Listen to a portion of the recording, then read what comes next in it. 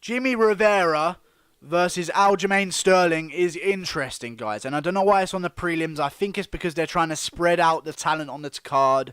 So it's not just a bunch of no-names coming up to the main event. The main card, I mean. Now, Aljamain Sterling and Jimmie Rivera fighting each other. UFC on ESPN. Francis Ngannou versus Cain Velasquez this weekend. Okay? They're the headliner of the prelims. I can't wait for this fight. This is big. Because it means one of two things. Either way, it means one of two things. It means Jimmie Rivera, after being completely destroyed by Marlon Moraes in 33 seconds. I believe it was 33 seconds. That was a random guess. It's around 30 seconds. He got head kicked, finished with some punches. Oh well, it seems to be a theme that guys are getting finished by Marlon Moraes. You know what else? You know what these two have in common? They've both been knocked out by Marlon Moraes. That's how good Marlon Moraes is. And these two are top-level bantamweights. Aljamain Sterling obviously got KO'd by Marlon Moraes with a big old fucking knee straight to his jaw. As he was coming in, it was a bit of a fluky finish, though. But even still, he didn't look like he was going to win that fight anytime soon. And Marlon Moraes showed him the levels. Now, since that fight, Aljamain Sterling has beat Brett Johns, unanimous decision. It was a good fight as well. It was a pretty fucking entertaining fight. Both sort of double-sided, but Aljamain Sterling showed what an athlete he is. He comes in with that wrestling. He looked very good. He trains with Matt Serra. Of course, he's going to have a good ground game, you know, good submissions. Then he submits Cody Stamann by a knee bar. Some people seem to be calling it a banana split on the same night that Zabit submitted Brandon Davis with the same submission. So, yeah, I feel like here's the problem with Aljamain Sterling.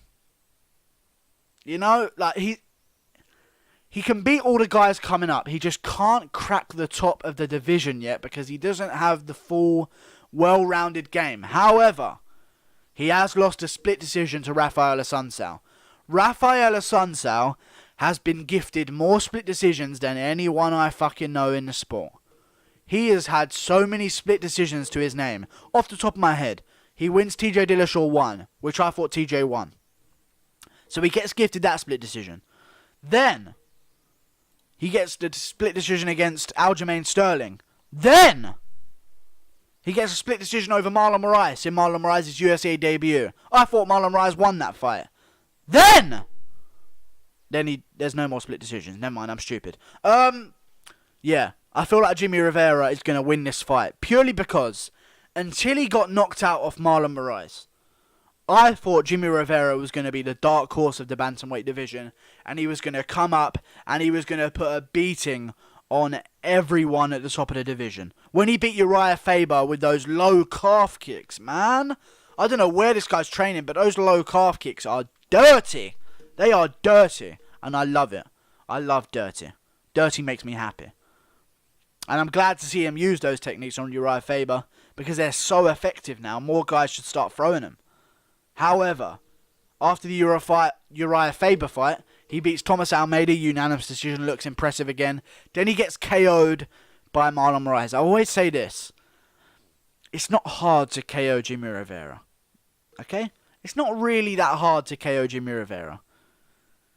He lost one fight in his split decision in his second fight ever as a pro. So, other than that, he's basically 23-1 if you give him that split decision, which obviously was a very close fight. Now, it's not hard to KO Jimmie Rivera, because in The Ultimate Fighter, not too long ago, actually quite long ago, he got TKO'd by Dennis Bermudez. Jimmie Rivera has such a big fucking head.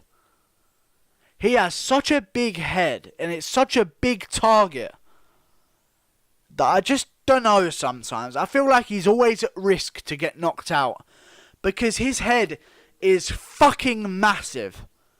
I've never seen a bigger head on a person his size.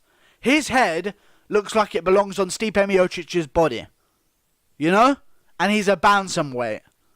He looks like the sort of things that you stick on the dashboard of your car. You know those little you know when you're driving, those little things bobble around all over the place. Oh, head kick, boom, there you go, down you go, Jimmie Rivera. See you next time, pal. Then he beats John Dodson.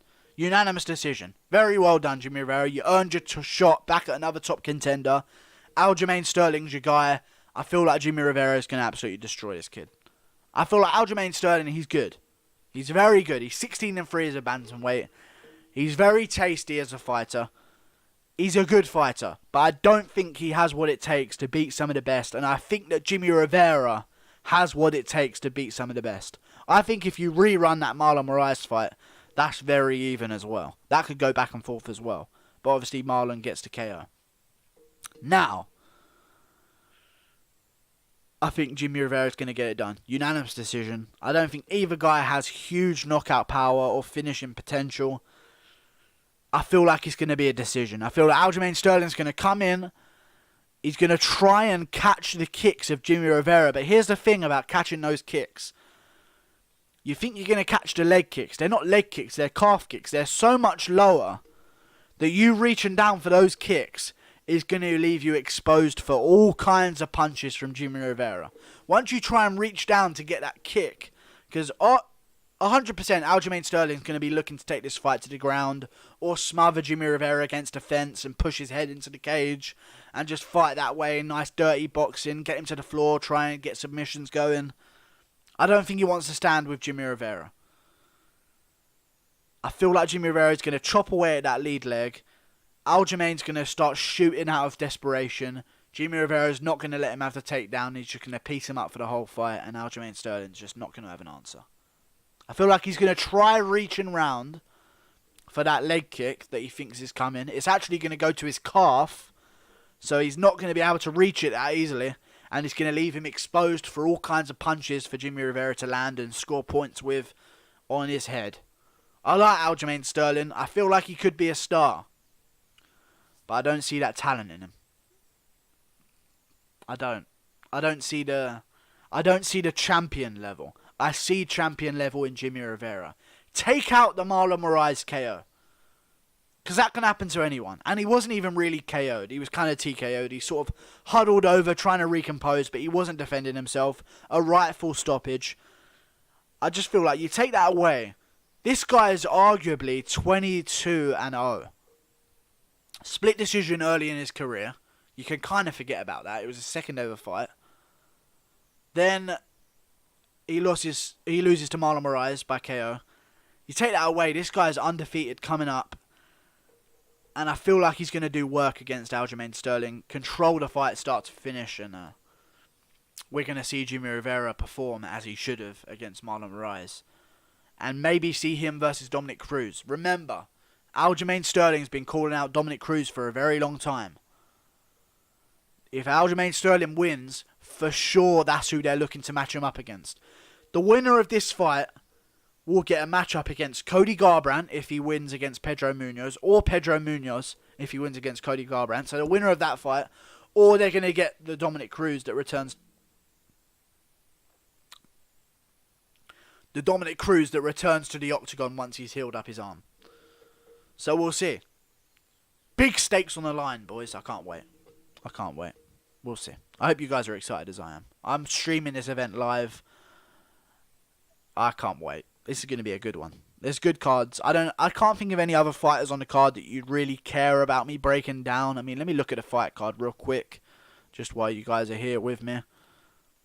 I mean, you've got Kron Gracie. I guess that's an interesting, but it's not really that interesting. Because Alex Caceres is kind of a journeyman of the UFC. Then you got Cynthia Cal. Maybe I will do some other breakdowns. Nah, I don't care about any of these people. I don't care about any of them. That's it. I'll do those two fights. Yeah. I can't do breakdowns if I don't give a shit about the fight, guys. I'm sorry. Yeah. See you later. Like and subscribe as well. Definitely like and subscribe.